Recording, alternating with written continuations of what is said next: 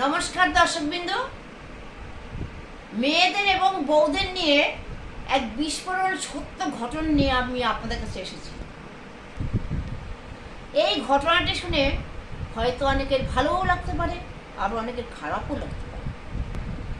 প্রথম আমি বলতে চাই মেয়েদেরকে নিয়ে। ইয়াং মেয়েরা একটা ধরে একটা ছাড়ে। যারা এসব করে বেড়ায় তাদের কাছে এসব জলভাত। ওদের মনে কোনো দয়া মায়া নেই, শুধু আছে লোভ আর লালসা। নাম্বার 2, এবার আসছি বউদেরকে নিয়ে।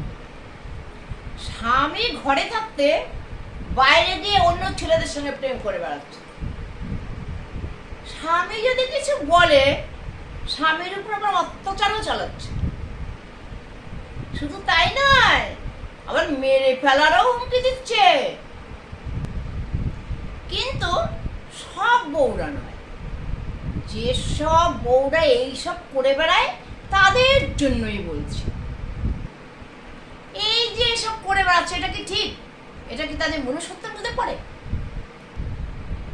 বউয়ের অত্যাচারে অনেক স্বামীরা সহ্য করতে না পেরে সুইসাইডও করছে।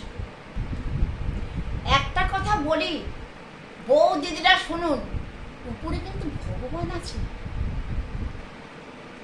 সাজা কিন্তু পেতেই হবে, সেটা আগে হোক আর পরেই হোক।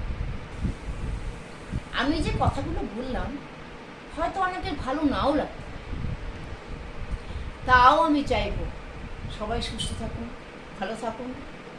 আমার নাম শ্রীমতী মায়া দাস। যদি আপনাদের ভালো লাগে, আমার কথাগুলো যদি কারোর ভালো লেগে থাকে, তাহলে লাইক, সাবস্ক্রাইব করুন। মনে থাকে যেন আমাকে একটু শেয়ার করবেন।